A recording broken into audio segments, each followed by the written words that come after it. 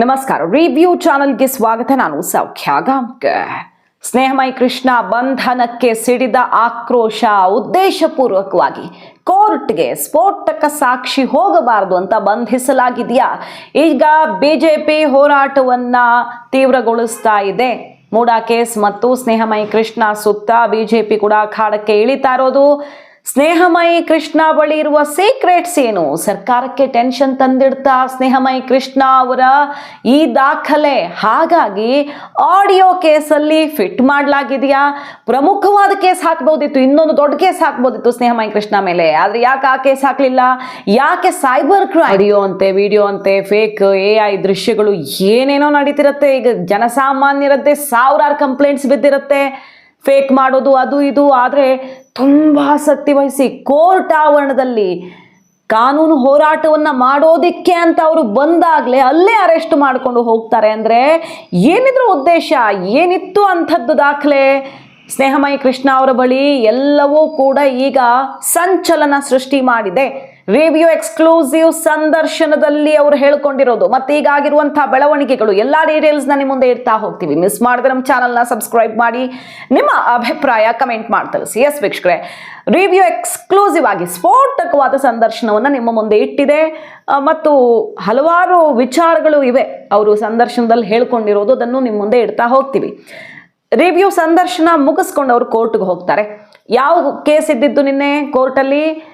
B report ಹಾಕಲಾಗಿದೆ ಅಲ್ವಾ? ಸಿದ್ದರಾಮಯ್ಯನವ್ರ ವಿರುದ್ಧ, ನಟೇಶ್ ಅವ್ರ ವಿರುದ್ಧ ಯಾವ ಮೂಡಾ ಕೇಸಲ್ಲಿ ಕ್ಲೀನ್ ಚಿಟ್ ಅಂತ ಈಗ ತಗೊಂಡಿದ್ದಾರಲ್ವ, ಆ ಬಿ ರಿಪೋರ್ಟ್ ಹಾಕೋದಕ್ಕೆ 4.5 ಕೋಟಿ ಸಂದಾಯ ಆಗಿದೆ ಅಂತಾನೆ ಅವರೀಗ ಮತ್ತೆ ಜನಪ್ರತಿನಿಧಿಗಳ ನ್ಯಾಯಾಲಯದಲ್ಲಿ ಹೋರಾಟ ಮಾಡ್ತಿದ್ದಾರೆ. ಆ ಕೇಸ್ ಇದ್ದಿದ್ದು ಕೋರ್ಟ್ ಕೇಸ್ಗೆ ಬಂದಾಗಲೇ ಕೋರ್ಟ್ಗೆ ಮತ್ತಷ್ಟು ದಾಖಲೆಗಳನ್ನು ಇಟ್ಟು ನನ್ನ ಹೋರಾಟವನ್ನು ಗೆಲ್ತೀನಿ, ಬಿ ರಿಪೋರ್ಟ್ ಬಿದ್ದಿರೋ ಎಷ್ಟೋ ಕೇಸ್ಗಳಲ್ಲಿ ನನಗೆ ಆಮೇಲೆ ಗೆಲುವಾಗಿರೋದು ಇದೆ ಅನ್ನುವಂಥ ಆತ್ಮವಿಶ್ವಾಸದಲ್ಲಿ ಹೋರಾಟ ಮಾಡ್ತಿದ್ದ ಸ್ನೇಹಮಯಿ ಕೃಷ್ಣ ಅವರು ಲಾಕ್ ಆಗ್ತಾರೆ.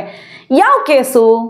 ಕೇಸ್ ಇಷ್ಟೇ, ನಟೇಶ್ ಅವರ ಆಡಿಯೋ ಅವರು 6 ಸೆಕೆಂಡ್ ಬಿಟ್ಟಿದ್ರಲ್ಲ, ಅದು ಫೇಕ್ ಮಾಡಲಾಗಿದೆ ಅಂತ ಕಂಪ್ಲೇಂಟ್ ಬರುತ್ತೆ. ಸೈಬರ್ ಕ್ರೈಮ್ ಏನೇನು ನಡೀತಿರತ್ತೆ, ಬಟ್ ಈ ಕೇಸಲ್ಲಿ ಸಿಕ್ಕಾಪಟ್ಟೆ ಕಾಳಜಿ ವಹಿಸಿದ್ರು ಅನ್ನುವಂಥ ಆಕ್ರೋಶ ಸಿಡ್ತಿದೆ. ಈಗ ಬಿಜೆಪಿ ಎಲ್ಲ ಮುಗಿಬಿದ್ದಿದೆ.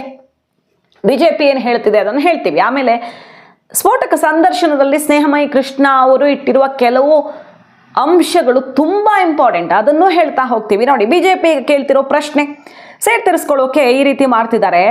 ಕಾಂಗ್ರೆಸ್ ಸರ್ಕಾರದ ತನಿಖಾ ಸಂಸ್ಥೆ ಏನು, ರಾಜ್ಯ ಸರ್ಕಾರದ ತನಿಖಾ ಸಂಸ್ಥೆಗಳನ್ನ ಮಿಸ್ಯೂಸ್ ಮಾಡ್ಕೊಳ್ತಿರೋದಕ್ಕೆ ಇದೊಂದು ಬೆಸ್ಟ್ ಎಕ್ಸಾಂಪಲ್ಲು.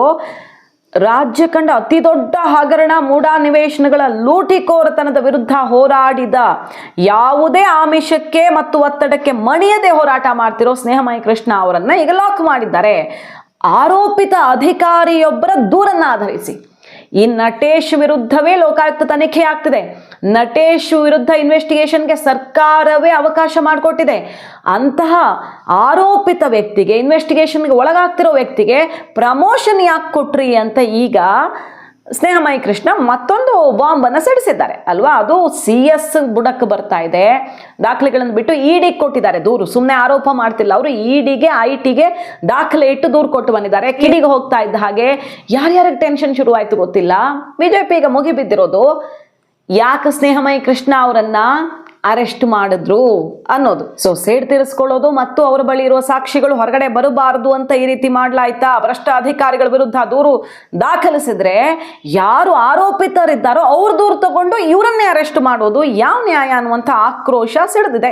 ನ್ಯಾಯಾಲಯದಲ್ಲಿ ಸದರಿ ಪ್ರಕರಣದ ವಿಚಾರಣೆಯ ಕಲಾಪ ನಡೀತಿದ್ದ ಸಂದರ್ಭದಲ್ಲಿ ಕೋರ್ಟಿನ ಹೊರಗಡೆ ಬಂಧಿಸಿರೋದು ಪ್ರಜಾಪ್ರಭುತ್ವ ವ್ಯವಸ್ಥೆಯನ್ನ ದಮನ ಮಾಡೋದಕ್ಕೆ ಹೊರಟ ನಾಚಿಕೆಗೇಡ್ತನದ ಪರಮಾವಧಿ ಅಂತ ವಿಜಯೇಂದ್ರ ಕೂಡ ಮುಗಿಬಿದ್ದ ದ್ದಾರೆ. ಈಗ ಕ್ರಿಮಿನಲ್ ಆರೋಪಿಯಂತೆ ರಾತ್ರಿ ತನಕ ವಿಚಾರಣೆ ಮಾಡಲಾಗಿದೆ. ಭಯೋತ್ಪಾದಕನಂತೆ ಬಂಧಿಸಿ ಕರ್ಕೊಂಡು ಹೋಗಲಾಗಿದೆ. ಪ್ರಭಾವಕ್ಕೆ ಮಣಿಯದೆ ಹೋರಾಟ ಮಾಡಿದವರ ಧ್ವನಿಯನ್ನ ಕುಗ್ಗಿಸಲಾಗ್ತಿದೆ ಅಂತ ಈಗ ಬಿಜೆಪಿ ಕೂಡ ನಾವು ಈ ಹಗರಣದ ವಿರುದ್ಧ ಹೋರಾಟವನ್ನ ತೀವ್ರಗೊಳಿಸ್ತೀವಿ, ಇದು ಸಣ್ಣ ಕೇಸ್ ಅಲ್ಲ ಅಂತ ಮುಗಿಬಿದ್ದಿದ್ದಾರೆ. ಸರಿ, ಈಗ ಸ್ನೇಹಮಯಿ ಕೃಷ್ಣ ಅವರು ರಿವ್ಯೂ ಸ್ಫೋಟಕ ಎಕ್ಸ್ಕ್ಲೂಸಿವ್ ಸಂದರ್ಶನದಲ್ಲಿ ಏನು ಹೇಳಿದ್ದಾರೆ ನೋಡಿ. ಅವರು ಓಪನ್ ಚಾಲೆಂಜ್ ಹಾಕಿದ್ದಾರೆ. ಯಾಕೆ ಶಾಲಿನಿ ರಜನೀಶ್ ಅವರು ನನ್ನ ಮೇಲೆ ಕೇಸ್ ಹಾಕ್ತಿಲ್ಲ ಅಂತ ಸ್ನೇಹಮಯಿ ಕೃಷ್ಣ ಅವರು ಮಾಡಿರೋ ಪ್ರಶ್ನೆ. ಈಗ ಶಾಲಿನಿ ರಜನೀಶ್ ಅವ್ರ ವಿರುದ್ಧ ಮಾಡಿರೋ ಆರೋಪ ಏನು ಸಣ್ಣದ? ಒಬ್ಬ ಆರೋಪಿತನಿಗೆ ಕಾನೂನು ಪ್ರಕಾರವೇ, ನಾವು ನ್ಯಾಯದ ಪ್ರಕಾರವೇ ಬಡ್ತಿ ಕೊಟ್ಟಿದ್ದೀವಿ ಅಂತ ಹೇಳ್ಕೊಳ್ಳೋದಾದ್ರೆ ಆರೋಪ ಎದುರಿಸ್ತಿರುವ ಭ್ರಷ್ಟಾಚಾರ ಆರೋಪದಲ್ಲಿ ಇನ್ವೆಸ್ಟಿಗೇಷನ್ಗೆ ಒಳಗಾಗಿರೋ ವ್ಯಕ್ತಿಗೆ ಪ್ರಮೋಷನ್ ಕೊಡೋದಕ್ಕೆ ಅವಕಾಶ ಇಲ್ವಾ ಇದೆಯಾ ಅನ್ನೋದು ಚರ್ಚೆ ಆಗಲಿ. ನಂಬರ್ 1, ಸ್ನೇಹ ಮೈ ಕೃಷ್ಣ ಅವ್ರು ಹಾಕಿರೋ ಚಾಲೆಂಜು 1,60,00,000 ತಗೊಂಡಿದ್ದಾರೋ ಇಲ್ವೋ, ನಾನು ದಾಖಲೆ ಕೊಡ್ತೀನಿ ತಗೊಂಡಿದ್ದಾರೆ ಅನ್ನೋದಕ್ಕೆ. ಯಾರೋ ಬಂದು ತಗೊಂಡು ಹೋಗಿದ್ದಾರೆ. ಅಕಸ್ಮಾತ್ ಶಾಲಿನಿ ರಜನೀಶ್ ಅವ್ರ ಹೆಸರಲ್ಲಿ ಯಾರೋ ಬಂದು ತಗೊಂಡಿರಬಹುದು, ಹಂಗಾದ್ರೂ ಕೇಸ್ ಹಾಕ್ಲಿ. ಇಷ್ಟು ದೊಡ್ಡ ಗಂಭೀರವಾದ ಆರೋಪ ಮಾಡಿರೋ ಸ್ನೇಹಮಯಿ ಕೃಷ್ಣ ಮೇಲೆ ಕೇಸ್ ಯಾಕೆ ಹಾಕ್ತಿಲ್ಲ ಶಾಲಿನಿ ರಜನೀಶ್ ಅವರು? ಒಂದು ಸ್ಪಷ್ಟನೆ ತರ ಪತ್ರ ಬಿಡ್ತಾರೆ, ಅದಕ್ಕೆ ಸಹಿ ಇಲ್ಲದ ಪತ್ರ ಬಿಡ್ತಾರೆ. ಇದಕ್ಕೆಲ್ಲ ಆನ್ಸರ್ ಮಾಡ್ಲಿ, ನನ್ನ ಮೇಲೆ ಕೇಸ್ ಹಾಕ್ಲಿ. ಅವ್ರು ಕೇಸ್ ಹಾಕಿದ್ರೆ ಇನ್ನೂ ಚೆನ್ನಾಗಿ ಇನ್ವೆಸ್ಟಿಗೇಷನ್ ಆಗ್ತಾರೆ. ಯಾಕಂದ್ರೆ ಅದು ಈ CS ಕೊಡುವ ಕಂಪ್ಲೇಂಟ್ ಆಗುತ್ತೆ. ಸಾಬೀತಾಗಿಲ್ಲ, ಕಂಪ್ಲೇಂಟ್ ಕೊಟ್ಟಿದ್ದಾರೆ, FSLಗೆ ಕಳಿಸಿದ್ದಾರೆ. ಆ ಆಡಿಯೋದಲ್ಲಿರೋ ಇನ್ನೊಬ್ಬ ವ್ಯಕ್ತಿ ವಿಚಾರಣೆ ಇನ್ನು ಮುಂದೆ ಆಗಬೇಕು.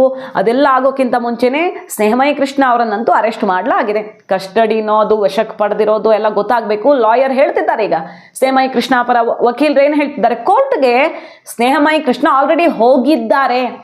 ಇವ್ರೇನು ಆಡಿಯೋ ಬಗ್ಗೆ ಇವ್ರನ್ನ ಅರೆಸ್ಟ್ ಮಾಡೋದು, ಆಲ್ರೆಡಿ ಸ್ನೇಹಮಯಿ ಕೃಷ್ಣನೇ ಕೋರ್ಟ್ಗೆ ಹೋಗಿದ್ದಾರೆ. ಈ ಆಡಿಯೋ ದಾಖಲೆಗಳನ್ನ ಇಟ್ಕೊಂಡು ಅವರೇ ಕೋರ್ಟ್ಗೆ ಹೋಗಿದ್ದಾರೆ. ಕೋರ್ಟ್ಗೆ ನಾವು ಏನೇನು ಕೊಡಬೇಕು ಕೊಡ್ತೀವಿ. ಕಸ್ಟಡಿಯಲ್ಲಿರೋ ಸ್ನೇಹಮಯಿ ಕೃಷ್ಣ ಅವರು ಏನು ಮಾಡಿದ್ರು ತಮ್ಮ ಹೇಳಿಕೆ ಬದಲಿಸ್ತಿಲ್ಲ. ಈಗ ಇಡಿಗೆ ದೂರಲ್ಲಿ ಯಾವ್ಯಾವ ಸಾಕ್ಷಿ ಮತ್ತೆ ದಾಖಲಾತಿಗಳನ್ನು ಕೊಟ್ಟಿದ್ದೀರಾ ಅದಕ್ಕೆ ಸಂಬಂಧಪಟ್ಟಂತೆ? ಅದೇ ನನಗೆ ಏನು ಮಾಹಿತಿ ಬಂತು, 9 ತಾರೀಕು ಏನೇನು ಘಟನೆ ನಡೆದಿದೆ, ಆ ಕಾರ್ಲಿ ಎಷ್ಟು ಬ್ಯಾಗ್ ಅಲ್ಲಿ ಹಣ ಬಂದಿದೆ, ಎಷ್ಟು ಬ್ಯಾಗ್ ಅಲ್ಲಿ ಬಂದಿದೆ? 5 ಬ್ಯಾಗ್ ಅಲ್ಲಿ ಬಂದಿದೆ ಮೇಡಮ್. 5 ಬ್ಯಾಗ್ ಅಲ್ಲಿ 9 ಕೋಟಿಗಿಂತ ಹೆಚ್ಚಿನ ಹಣ ಬಂದಿದೆ. ಯಾರ್ಯಾರಿಗೆ ಹೋಗಿದೆ ಅದು? ಈಗ CS-ಗೆ 1,60,00,000 ಅಂತ ಹೇಳ್ತಿದ್ದೀರಾ, ಉಳಿದಿದ್ದೇನಾಯ್ತು? ಅದೇ 4 ಕೋಟಿ ಏನಾಯ್ತು ಅಂತ ಗೊತ್ತಾಗಿಲ್ಲ. ಯಾಕೆ 4 ಕೋಟಿ ಅನ್ನೋದು ಮೈಸೂರಿನ ಹೆಬ್ಬಾಳ ಬಡಾವಣೆಯಲ್ಲಿ ಅದು ನಿಖಿಲ್ ಅನ್ನೋರು ಬಂದು ತಗೊಂಡೋಗಿದ್ದಾರೆ ಅವ್ರ ಕಾರಲ್ಲಿ. ಸೊ ಅವ್ರು ತಗೊಂಡೋಗಿ ಯಾರು ಕೊಟ್ಟರು ಗೊತ್ತಿಲ್ಲ. ಸೊ ಇನ್ನೊಂದು ಬ್ಯಾಗು ಬಂದು ಇಲ್ಲಿ RTO ಏನ್ ಕಾರ್ ನಮ್ಮ ಫೋಟೋ ತಗೊಂಡಿದೀವಿ ಅಲ್ಲಿ ಹತ್ರ ಒಬ್ಬ ಜಶವಂತರ ಮನೆ ಇದೆ. ಆ ಮನೆಯಿಂದ ಏನು ಶಾಲಿನಿ ರಜನೀಶ್ ಅವರು ದುಡ್ಡು ಹೋಗಿದೆ. ಓಕೆ, ಶಾಲಿನಿ ರಜನೀಶ್ ಅವರ ಪ್ರಕರಣದಲ್ಲಿ ಈಗ ಅವರು ಸಾಕ್ಷ್ಯಾಧಾರ ಇಲ್ಲ, ನಿರಾಧಾರವಾದಂತ ಒಂದು ಆರೋಪ ಅಂತ ಹೇಳ್ತಿದ್ದಾರೆ. ಗಂಭೀರವಾದ ಆರೋಪ, ಅದು ತುಂಬಾ ಇಂಪಾರ್ಟೆಂಟ್ ಪೊಸಿಷನ್ ಅಲ್ಲಿ ಇರೋದು. ಅವರು ಮುಖ್ಯ ಕಾರ್ಯದರ್ಶಿಗಳ ವಿರುದ್ಧ ಬಂದಿದೆ ಆರೋಪ. ಸೊ ಈಗ ಆ ಕೇಸ್ ತನಿಖೆ ಆಗತ್ತಾ ಇಲ್ವಾ ಅನ್ನೋದು ನಮ್ಗೆ ಆಶ್ಚರ್ಯ. ತನಿಖೆ ಆಗೇ ಆಗುತ್ತೆ. ಯಾಕಂದ್ರೆ ನಾನು ಆದಾಯ ತೆರಿಗೆ ಇಲಾಖೆಗೆ ಮತ್ತೆ ಜಾರಿ ನಿರ್ದೇಶನ ಕೊಟ್ಟಿದ್ದೀನಿ. ಆದ್ರೆ ಇಲ್ಲಿ ನನಗೆ ಬಹಳ ನೋವಿನ ಸಂಗತಿ ಏನಂದ್ರೆ, ನನಗೆ ನಿನ್ನೆ ಮಾಧ್ಯಮ ಮೂಲಕ ತಿಳಿದು ಬಂದಿತ್ತು, ನಾನೇನು ಶಾಲಿನಿ ರಜನೀಶ್ಗೆ ಸ್ಪಷ್ಟೀಕರಣ ಪತ್ರ ಬಂದಿದೆ, ಉತ್ತರ ಕೊಟ್ಟಿದ್ದಾರೆ ಅಂತ. ಆದ್ರೆ ಮಾಧ್ಯಮ ನೋಡಿದ ದಾಖಲೆ ನೋಡಿದಾಗ ಅದರಲ್ಲಿ ಶಾಲಿನಿ ರಜನೀಶ್ ಸಹಿ ಮಾಡಿಲ್ಲ. ಸೊ ಅಧಿನಿ ಕಾರ್ಯದರ್ಶಿಯವರು ಪತ್ರಿಕೆ ಸಹಿ ಮಾಡಿದ್ದಾರೆ. ಸೊ ನನ್ನ ಒಂದು ಪ್ರಶ್ನೆಗಳಿಗೆ ಏನು ಉತ್ತರ ಕೊಟ್ಟಿದ್ದಾರೆ, ಅದಕ್ಕೆ ಯಾವುದೇ ಅಧಿಕಾರಿ ಸಹಿ ಮಾಡಿಲ್ಲ. ಸೊ ಅದ್ರಲ್ಲಿ ಅವ್ರು ಹೇಳ್ತಾರೆ ಇದ್ರ ನಿರಾಧಾರ, ನೀವು ಸುಳ್ಳು ಆರೋಪ ಮಾಡಿದಾರ, ಕ್ರಮ ತಡೆದಿ ಅಂತ. ಅದು ಯಾವ ಕ್ರಮ ಯಾರ ಮೇಲೆ ಅಂತ ಹೇಳಿಲ್ಲ. ಸೊ ನಾನು ನನ್ನ ಮನವಿ ಪತ್ರ ಸ್ಪಷ್ಟವಾಗಿ ಹೇಳಿದ್ದೀನಿ, ನೀವೇನಾದ್ರು ಲಂಚ ಪಡೆದಿಲ್ಲ ಅಂತಂದ್ರೆ, ಸೊ ನಿಮ್ಮ ಹೆಸರಲ್ಲಿ ಯಾರಾದ್ರೂ ದುಡ್ಡು ಪಡೆದಿರೋ ಸಾಧ್ಯತೆ ಇರುತ್ತೆ. ಯಾಕಂದ್ರೆ ದುಡ್ಡು ಪಡೆದಿರಕ್ಕೆ ನನ್ನ ಸಾಕ್ಷ್ಯವಿದೆ. ಹಾಗಾಗಿ ತನಿಖೆಗೆ ಮಾಡೋದಕ್ಕೆ ನೀವೇ ಒಂದು ದೂರು ಕೊಡಿ ಅಂತೇಳಿ. ಅವ್ರ ಕಳಂಕನೂ ಇರಲ್ಲ. ಸೊ ಅವ್ರು ದೂರು ಕೊಟ್ಬಿಟ್ಟಿದ್ರೆ ನಿಜವಾಗ್ಲೂ ಅವ್ರು ತಪ್ಪು ಮಾಡಿಲ್ಲ ಅಂತ ಹೇಳ್ತಿದ್ದೆ. ನೀವು ದೂರು ದಾಖಲು ಮಾಡಿ ತನಿಖೆಗೆ ಆದೇಶ ಮಾಡದೆ ನಾನು ತಪ್ಪು ಮಾಡಿಲ್ಲ ಅಂತ ಹೇಳ್ಬಿಟ್ರೆ, ಈಗ ಆರೋಪ ಸಾಕ್ಷಿನ ಹತ್ರ ಇದೆ ಅಂತ ಹೇಳಿದಾರ, ಸಾಕ್ಷಿಗೆ ಬಿಡುಗಡೆ ಮಾಡಿದೀನಿ, ಆ ಸಾಕ್ಷಿ ಇಟ್ಟು ತನಿಖೆ ಮಾಡಿ ಅಂತ ನೀವು ಹೇಳ್ಬೇಕಿತ್ತಲ್ಲ, ದೂರು ಕೊಡ್ಬೇಕಿತ್ತಲ್ಲ. ಸೊ ನಾನು ಹೇಳಿದ್ದೀನಿ ದೂರು ಕೊಡಿ ಅಂತ ಹೇಳಿ. ಸೊ ಅವ್ರು ನಿಜವಾಗ್ಲೂ ದೂರು ಕೊಟ್ಟಿದ್ರೆ ನಂಗೆ ಬಹಳ ಖುಷಿ ಆಗ್ತಿತ್ತು. ಯಾಕಂದ್ರೆ ಈಗ ನಾನು ಅವ್ರ ಮೇಲೆ ದೂರ ದಾಖಲು ಮಾಡ್ಬೇಕಂದ್ರೆ ಪರಮತಿ ತಗೋಬೇಕು, ಮತ್ತೊಂದು ಮಗದೊಂದು ನಿಮ್ಗೆ ಈಸಿ ಆಗ್ತಿತ್ತು. ದೂರ ದಾಖಲು ಮಾಡ್ಬಿಟ್ಟಿದ್ರೆ ನನ್ಗೆ ಬಹಳ ಇದಾಗ್ತದೆ. ಮತ್ತೆ ಒಬ್ಬ ಮುಖ್ಯ ಕಾರ್ಯದರ್ಶಿಗಳು ದೂರ ಕೊಡಿರೋದಾಗ ತನಿಖಾಧಿಕಾರಿ ಕೂಡ ಸ್ವಲ್ಪ ಎಚ್ಚರಿಕೆಯಿಂದ ಭಯದಿಂದ ಕೆಲಸ ಮಾಡ್ತಿದ್ರು. ಮತ್ತೆ ಈಗ ಮುಖ್ಯ ಕಾರ್ಯದರ್ಶಿಗಳ ವಿರುದ್ಧ ಇಷ್ಟು ಗಂಭೀರವಾದ ಆರೋಪ ಅಂದ್ರೆ ನಿಮ್ಮ ಮೇಲೆ ಕೇಸ್ ಹಾಕ್ಬೋದು ಬೇಕಾದ್ರೆ. ಅದೇ ಹೇಳ್ತೀವಿ, ಈಗ ಸುಳ್ಳು ಅಂತ ಕಂಡು ಬಂದಾಗ ನನ್ನ ಹತ್ರ ಯಾವುದೇ ಸಾಕ್ಷ್ಯ ಇಲ್ಲದೆ ಮಾಡಿರ್ತದಾಗ ಅವ್ರ ಕ್ರಮಗಳಿಗೆ ಅವ್ರಿಗೂ ಕೂಡ ಸಾಕ್ಷ್ಯ ಸಿಕ್ತಿತ್ತು. ಸೊ ನೀವು ಏನು ಮಾಡೋದ್ರ ಮೇಲೆ ಮಾನಷ್ಟ ಮೊಕದ್ದಮೆ ಹಾಕಕ್ ಬರಲ್ಲ. ಯಾಕಂದ್ರೆ ಒಬ್ಬ ವ್ಯಕ್ತಿ ತನ್ನಲ್ಲಿರೋ ಲಭ್ಯ ಇರ್ತಕ್ಕಂಥ ಸಾಕ್ಷ್ಯ ಇಟ್ಕೊಂಡು ಅಪರಾಧ ಕೃತಿ ನಡೆಯುತ್ತೆ ಅಂತ ದೂರು ಕೊಟ್ಟಾಗ ಆ ತನಿಖೆಯಲ್ಲಿ ಸುಳ್ಳು ಅಂತ ಕಂಡು ಬಂದ ತಕ್ಷಣ ಅದು ಇದಲ್ಲ, ಆರೋಪಿ ಹೇಳಿದ ತಕ್ಷಣ ಅದು ತನಿಖೆ ಆಗ್ಬೇಕು, ಸತ್ಯಾಂಶ ಈಚೆ ಬರ್ಬೇಕು. ನಾನು ಸಾಕ್ಷಿಗಳು ಇದೆ, ಸಾಕ್ಷಿ ಇಟ್ಕೊಂಡೆ ಕೊಡ್ತೀನಿ. ಮತ್ತೆ ಆ ಕಾರ್ ಯಾಕೆ ಬಂತು, ಆ ಕಾರ್ ನಂಬರ್ ನನ್ಗೇನ್ ಗೊತ್ತಾಯ್ತು, ಮತ್ತೆ ಅವರು ವ್ಯಕ್ತಿಗಳ ಹೆಸರು ಹೆಂಗ್ ಗೊತ್ತಾಯ್ತು, ಸೊ ದೂರವಾಣಿ ಸಂಖ್ಯೆ ಹೆಂಗ್ ಗೊತ್ತಾಯ್ತು. ಮತ್ತೆ ಈ ಕಾಲ್ ರೆಕಾರ್ಡ್ಸ್ ತೆಗಿಬೇಕು ಅವ್ರದ್ದು ಅಂತ ಹೇಳಿದಿರಾ ನೀವು. ಸೊ ಅವ್ರ ನಡುವೆ ಕಮ್ಯುನಿಕೇಶನ್ ಆಗಿರೋದ್ರ ಬಗ್ಗೆ, ಶಾಲಿನಿ ರಜನೀಶ್ ಅವ್ರಿಗೂ ಕಾಲ್ ಹೋಗಿರೋದ್ರ ಬಗ್ಗೆ ಮಾಹಿತಿ ಇದೆಯಾ ಏನಾದ್ರು? ಅದ ಗೊತ್ತಿರೋಣ. ಅದಕ್ಕೆ ವೈಜ್ಞಾನಿಕ ಸಾಕ್ಷಿಗಳ ಸಂಗ್ರಹ. ಈಗ ಮೌಖಿಕ ಸಾಕ್ಷಿಗಳನ್ನ ಅಷ್ಟು ಮುಖ್ಯ ಪರಿಗಣಿಸಕ್ ಬರಲ್ಲ. ಸೊ ವೈಜ್ಞಾನಿಕ ಸಾಕ್ಷಿಗಳನ್ನ ನಾವ್ ಇಲ್ಲಿ ಪರಿಗಣಿಸ್ಬೇಕಾಗತ್ತೆ. ಸೊ ತನಿಖೆ ಆಗ್ಬೇಕಲ್ಲ. ಈಗ ಕಾರ್ GPS ತೆಗೆದ್ರೆ ಆ ಕಾರ್ ಎಲ್ಲೆಲ್ಲಿ ಹೋಗಿತ್ತು, ಯಾಕೆ ಹೋಗಿತ್ತು, ಮತ್ತೆ ಅವ್ರ ಸಂಚಾರಿ ದೂರವಾಣಿ ದಾಖಲೆ ತೆಗೆದ್ರೆ ಯಾರು ಫೋನ್ ಮಾಡಿದ್ರು, ಯಾಕೆ ಮಾಡಿದ್ರು, ಇವೆಲ್ಲ ತನಿಖೆ ಮಾಡಿ ಅಂತ ನಾನು ಅರ್ಜಿಲಿ ಬರ್ತಿದ್ದೀನಿ. ಅದ ಕೆಲಸ ಅವ್ರು ಮಾಡ್ಬೇಕಿತ್ತು. ಸೊ ಮಾಡಿದ್ರೆ ಅವಾಗ ರಾಜ್ಯ ಜನತೆ ಇನ್ನೂ ಬಹಳ ಖುಷಿ ಪಡ್ತಿದ್ರು. ಸೊ ಅದ್ರ ಬದಲು ನೀವು ಇಲ್ಲ ನಿರಾಧಾರ ಅಂತ ಹೇಳಿ ಸುಮ್ಮನೆ ಸುಳ್ಳು ಇದು ಮಾಡೋಂಥದ್ದು ಅಷ್ಟು ಸರಿಯಲ್ಲ. ಓಕೆ, ಈಗ ನೀವು ಹೇಳಿದ್ದೇನು CM ಕಡೆಯವ್ರಿಗೆ ನಟೇಶ್ ಏನು ಸಮಸ್ಯೆ ಆಗದಂತೆ ಕಾಪಾಡೋದು ತುಂಬಾ ಇಂಪಾರ್ಟೆಂಟ್, ಹಾಗಾಗಿ ಬರ್ತಿದೆ ಅಂತ. ಸೊ ಈ ಕೇಸಲ್ಲಿ ಲಂಚಾನೂ ತಗೊಂಡು ಪ್ರಮೋಷನ್ ಕೊಟ್ಟಿದ್ದಾರೆ ಅಂದ್ರೆ ಸಿಎಂ ಕಡೆಯವ್ರಿಗೂ ಏನಾದ್ರು ಲಂಚ ಹೋಗಿದ್ಯಾ, ಅನುಮಾನ ಇದೆಯಾ ನಿಮ್ಗೆ? ಗೊತ್ತಿಲ್ಲ ಮೇಡಮ್. ಯಾರು ನೋಡಿ, ನನಗೆ ಬಂದ್ರೆ ಮಾಹಿತಿ 5 ಬ್ಯಾಗ್ಗಳಲ್ಲಿ ದುಡ್ಡು ಬಂದಿದೆ ಅಂತ. ಸೊ 1 ಬ್ಯಾಗ್ ಅಲ್ಲಿ ಇದ್ದ ದುಡ್ಡು ಶಾಲೆಯ ಹೋಗಿದೆ. ಈ 4 ಬ್ಯಾಗ್ ದುಡ್ಡು ಎಲ್ಲೋಯ್ತು? ಸೊ ಅದ್ರ ಬಗ್ಗೆ ತನಿಖೆ ಮಾಡಿದಾಗ ಅನ್ನೋದಷ್ಟು ಸತ್ಯಾಂಶ ಈಚೆ ಬರ್ತದೆ. ಈಗ ನಿಮ್ಮ ಪ್ರಕಾರ ಇದೊಂದು ಮೂಡ ಕೇಸ್ ನಡೀತಿದೆ, ಇನ್ನು ಬಿ ರಿಪೋರ್ಟ್ ಆಗಿದೆ, ಸಿಎಂ ಕ್ಲೀನ್ ಚಿಟ್ ಸಿಕ್ಕಿದೆ ಅಂತ ಅನ್ಸಿದ್ರು ಕೂಡ ಇಡಿ ಇನ್ವೆಸ್ಟಿಗೇಷನ್ ಆಗ್ತಿದೆ, ಲೋಕಾಯುಕ್ತ ಆಗ್ತಿದೆ, ಸೈಟ್ಗಳು ಮುಟ್ಟುಗೋಲು ಹಾಕೊಂಡಿದ್ದಾರೆ, ಸಿಎಂ ಅತ್ಯಾಪ್ತರ ಸೈಟ್ಗಳನ್ನೇ ಮುಟ್ಟುಗೋಲು ಹಾಕೊಂಡಿರೋದು ಕೂಡ ಆಗ್ತಿದೆ. ಸೊ ಇನ್ವೆಸ್ಟಿಗೇಷನ್ ಪ್ರಾಸೆಸ್ ನಡೀತಿದ್ದಾಗ್ಲೇನೆ ಯಾರ ವಿರುದ್ಧ ಆರೋಪ ಇದೆಯೋ ಅವ್ರಿಗೆ ಪ್ರಮೋಷನ್ ಅನ್ನೋದು ಸರ್ಕಾರಕ್ಕೂ ರಿಸ್ಕ್ ಅಲ್ವಾ? ಯಾಕೆ ಮಾಡಿರಬಹುದು? ಸಿಎಂ ಕುಮ್ಮಕ್ಕೇನಾದ್ರೂ ಇದೆಯಾ, ಅಥವಾ ಸಿಎಂ ಆಪ್ತರು ಅವ್ರ ಕಡೆಯವರ ಒತ್ತಡ ಏನಾದ್ರೂ ಇದೆಯಾ? ಏನ್ ಅನ್ಸತ್ ನಿಮ್ಗೆ? ಸರ್ಕಾರನೇ ಬೆಂಬಲ ನಿಂತಿದೆ. ಯಾಕೆ ಅಂತ ಹೇಳಿದ್ರೆ, ಸೊ ನಟೇಶ್ ಅವ್ರದ ಏನಾರ ಕ್ರಮ ತಗೊಂಡ್ಬಿಟ್ರೆ ಅದು ಪರೋಕ್ಷವಾಗಿ ಸಿದ್ದರಾಮಯ್ಯ ಪ್ರಭಾವ ಇರುತ್ತೆ. ಸೊ ಅವ್ರು ಆ ಕೇಸಲ್ಲಿ ಫಿಟ್ ಆಗ್ಲೇಬಾರ್ದು ಅಂತ. ಅದೇ ನಟೇಶ್ ಏನಾದ್ರು ಅದ್ರಲ್ಲಿ ಸಿಗಾಕೊಂಡ್ಬಿಟ್ರೆ ಸಿದ್ದರಾಮಯ್ಯರು ಪರೋಕ್ಷವಾಗಿ ಬಂದೇ ಬರ್ಬೇಕಾಗತ್ತೆ. ಅವ್ರು ಈಗಾಗಲೇ ಅವ್ರು ಆರೋಪ ಮಾಡಿರ್ತಕ್ಕಂಥ ಏನ್ ಹೇಳಿಕೆ ಇದೆ ಅದನ್ನ ಈಗಾಗಲೇ ಕೋರ್ಟಿಗೆ ಅವರಾಗೆ ಖುದ್ದು ದಾಖಲೆ ಮಾಡಿದ್ದಾರೆ. ಹಿಂಗೀಗ ಆಗಿದೆ ಸ್ವಾಮಿ, ಇದನ್ನ ತನಿಖೆ ಮಾಡಂತ ಹೇಳ್ಬಿಟ್ಟು ಅವರಾಗೆ ಕೋರ್ಟಿಗೆ ಸಬ್ಮಿಷನ್ ಮಾಡಿದ್ದಾರೆ. ಆದರೂ ಸ್ನೇಹಮಯಿ ಕೃಷ್ಣನ್ ಇವತ್ತು ಬೆಳಗ್ಗೆನೆ ಅವರು ಏನು ಅಪರಾಧಿ ಅಂತ ಆರೋಪ ಮಾಡಿದ್ದಾರೆ, ಅವ್ರು ಬೆಳಗ್ಗೆನೆ ಒಂದು ಅವ್ರ ಮೇಲೆ ಕಂಪ್ಲೇಂಟ್ ಕೊಟ್ಟಿದ ತಕ್ಷಣ ಮಧ್ಯಾಹ್ನಕ್ಕೆ 3 ಗಂಟೆವರೆಗೆ ಕಸ್ಟಡಿಗೆ ತಗೊಂಡು ವಿಚಾರಣೆ ಮಾಡಿದ್ದಾರೆ. ಎಷ್ಟು ಸಲ ಪ್ರಶ್ನೆ ಕೇಳಿದ್ರು ಅಷ್ಟೇ, ಎಷ್ಟು ಸಲ ಗ್ರಿಲ್ ಮಾಡಿದ್ರು ಅಷ್ಟೇ, ಏನು ಬಿಸಿ ಮುಟ್ಟಿಸಿದ್ರು ಅಷ್ಟೇ, ಅದು ಅವರದ್ದೇ ಆಡಿಯೋ ನಾನು ಸಾಬೀತು ಮಾಡ್ತೀನಿ, ಕೋರ್ಟಲ್ಲಿ ಮಾಡ್ತೀನಿ ನಾನು. ಸ್ನೇಹಮಯಿ ಕೃಷ್ಣ ಅವ್ರಿಗೆ ಕೋರ್ಟು ಕೇಸು ಜೈಲು ಹೊಸದಲ್ಲ. ಅವರನ್ನ ಹೊರಗಡೆಯೇ ಬರದಂತೆ ಪೊಲೀಸರು ಯಾವ ರೀತಿ ಒಂದಾದ್ಮೇಲೆ ಒಂದು ಕೇಸಲ್ಲಿ ಫಿಟ್ ಮಾಡಿ ಮಾನವ ಹಕ್ಕುಗಳ ಆಯೋಗ ಮಧ್ಯಪ್ರವೇಶ ಮಾಡಿ ರಿಲೀಸ್ ಮಾಡಬೇಕಾಯ್ತು ಅನ್ನೋ ತನಕನೂ ಅವರ ಹಿಸ್ಟ್ರಿ ಹೇಳ್ತಾ ಇದೆ. ಈಗ ಸ್ನೇಹಮಯಿ ಕೃಷ್ಣ ಅವರು ಹೇಳ್ತಿದ್ದಾರೆ ಕಸ್ಟಡಿಯಲ್ಲಿ ಏನು ಮಾಡಿದ್ರು ಸ್ಟೇಟ್ಮೆಂಟ್ ಚೇಂಜ್ ಆಗಲ್ಲ, ಅವರದ್ದೇ ಆಡಿಯೋ ಅಂತ ಸರ್ಕಾರಕ್ಕೆ ಸೆಟ್ ಹೊಡೆದಿದ್ದಾರೆ. ಕೋರ್ಟಲ್ಲಿ ಕೊಡ್ತೀನಿ ನಾನು ದಾಖಲೆಯನ್ನ ಅಂತ. ಸೊ ಇಡಿಗೆ ದಾಖಲೆ ಹೋಗ್ತಿದ್ದ ಹಾಗೆ ಸ್ನೇಹಮಯಿ ಕೃಷ್ಣ ಈ ಕೇಸಲ್ಲಿ ಮತ್ತೊಂದು ದೊಡ್ಡ ಹೆಜ್ಜೆಯನ್ನ ಇಡ್ತಾ ಇದ್ದ ಹಾಗೆ ಬಿತ್ತ ಕೇಸು ಅವ್ರ ಮೇಲೆ. ಅದು ಆರೋಪಿತ ವ್ಯಕ್ತಿಯ ಕಂಪ್ಲೇಂಟ್ಗೆ ಸ್ನೇಹಮಯಿ ಕೃಷ್ಣ ಅರೆಸ್ಟ್ ಆಗ್ತಾರೆ. ಸ್ನೇಹಮಯಿ ಕೃಷ್ಣ ದೂರಿಗೆ ಆಕ್ಷನ್ ಆಗಲ್ಲ. ಸ್ನೇಹಮಯಿ ಕೃಷ್ಣ ಇಂಥ ಗಾಡಿಯಲ್ಲಿ ಬಂದು ಇಷ್ಟು 5 ಬ್ಯಾಗಲ್ಲಿ ದುಡ್ಡು ತಂದು ಹಿಂಗಿಂಗ್ ಮಾಡಿದ್ದಾರೆ ಅಂತ ದಾಖಲೆ ಕೊಟ್ಟು ಗಾಡಿ ನಂಬರ್ ಕೊಟ್ಟು ಎಲ್ಲ ಆಗಿದೆ, ಏನು ಆಕ್ಷನ್ ಇಲ್ಲ.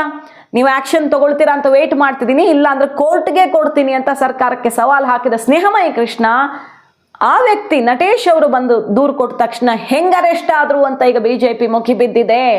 ಈ ಪ್ರಶ್ನೆಗೆ ಉತ್ತರ ಬೇಕು. ಸ್ನೇಹಮಯಿ ಕೃಷ್ಣ ಅವ್ರು ಕೇಳ್ತಿರೋ ಪ್ರಶ್ನೆಗೆ ಉತ್ತರ ಬೇಕು. ನಂಬರ್ 2, ಇನ್ನೊಂದು ವೆರಿ ಇಂಪಾರ್ಟೆಂಟ್ ಪ್ರಶ್ನೆ. 4.5 ಕೋಟಿ ಲಂಚವನ್ನ ತಗೊಂಡು ಬಿ ರಿಪೋರ್ಟ್ ಹಾಕಲಾಗಿದೆ ಅಂತ ಈಗ ಹೋರಾಟ ಮಾಡ್ತಿರೋದು ಕೋರ್ಟಲ್ಲಿದೆ. ಬರೀ ಆರೋಪ ಇಲ್ಲ, ಕೋರ್ಟಲ್ಲಿ ಹೋರಾಟ ಮಾಡ್ತಿದ್ದಾರೆ. ದಾಖಲೆಗಳನ್ನು ಬಿಟ್ಟಿದ್ದಾರೆ, ಪತ್ರವನ್ನು ಬಿಟ್ಟಿದ್ದಾರೆ. ತನ್ನ ಕೈಗೆ ಸಿಕ್ಕಿರೋ ಸಾಕ್ಷಿಗಳನ್ನು ಇಟ್ಕೊಂಡು ಲಂಚ ಕೊಟ್ಟು ಬಿ ರಿಪೋರ್ಟ್ ಹಾಕಿಸ್ಕೊಳ್ಳಲಾಗಿದೆ ಅಂತ ಹೋರಾಟ ಮಾಡ್ತಿದ್ದಾರೆ.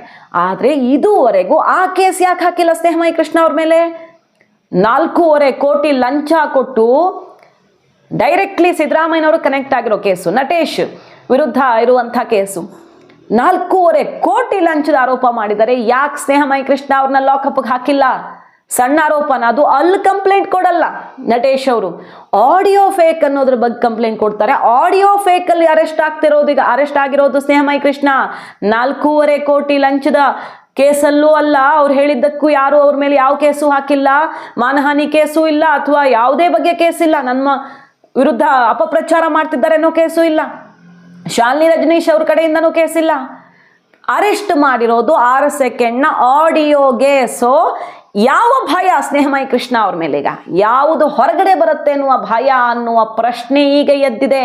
ನೋಡಿ, ನಮ್ಮ ಸಂದರ್ಶನದಲ್ಲಿ ಅವರು ಹಲವಾರು ವಿಚಾರಗಳನ್ನ ಇಟ್ಟಿದ್ದಾರೆ, ಬಹಳಷ್ಟು ಇಂಪಾರ್ಟೆಂಟ್ ವಿಚಾರಗಳನ್ನ, ಸೀಕ್ರೆಟ್ಸ್ ಅನ್ನ ಇಟ್ಟಿದ್ದಾರೆ. ಅದನ್ನು ನೋಡಿ.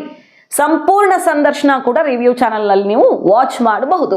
ಮಾಹಿತಿ ನಿಮ್ಗೆ ಇಷ್ಟ ಆಗಿದ್ರೆ ಮಿಸ್ ಮಾಡಿದ್ರೆ ನಮ್ಮ ಚಾನಲ್ನ ಸಬ್ಸ್ಕ್ರೈಬ್ ಮಾಡಿ, ನಿಮ್ಮ ಅಭಿಪ್ರಾಯ ಕಮೆಂಟ್ ಮಾಡಿ ತಿಳಿಸಿ. Thank you.